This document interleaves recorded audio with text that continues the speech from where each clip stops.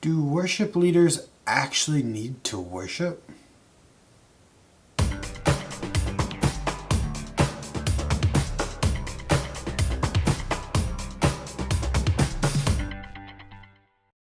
Hey everybody, welcome to Mina Studio. My name is Nathan.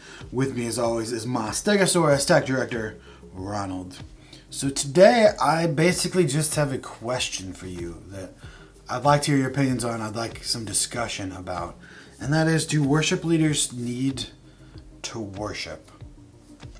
So what I mean by this is, I know it's popular these days to kind of take away the title of maybe worship leader or song leader or worship pastor and call them lead worshipers. And I get that, because they're trying to say, you're not leading the worship. God is doing that. You're just the person in front who's worshiping. But my question is, do worship leaders and musicians in the band actually need to worship? So what if you get up there some week and you're just not in the mood to worship, or you just don't have it in your heart to worship, or you don't have praise in your heart, or there's a lot of times there's just so much stuff going on. It's not about whether you feel like it or not. There's just so much going on that your mind can never focus on God. You're focused on this thing and that thing and this thing and that thing and that thing and this thing and that thing, and you're never actually kind of focusing on God. You're focusing on serving the people by leading them in song. My question is that worship? Because I hear this applied to a lot of other positions or other parts of life. We talk about all of life is worship, and serving itself is an act of worship. Like serving at a soup kitchen is glorifying God and therefore is worship. Or in church in particular, we say the ushers are worshiping through their service. They're glorifying God by serving Him. The tech people are glorifying God by serving Him. The children's care workers are worshiping and glorifying God by serving Him. But none of them may actually be participating in song, singing, corporate worship.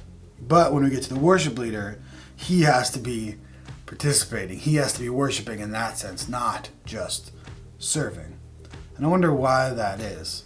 I understand that he's actually the one up there singing the song, so it's a little different. But when the weeks come that either for reasons of the heart or reasons of logistics, we can't get our mind focused on God and on the actual corporate song worship, is serving the congregation by leading them in song so that they can worship an act of worship in itself? Or other words, does the worship leader have to actually be worshiping?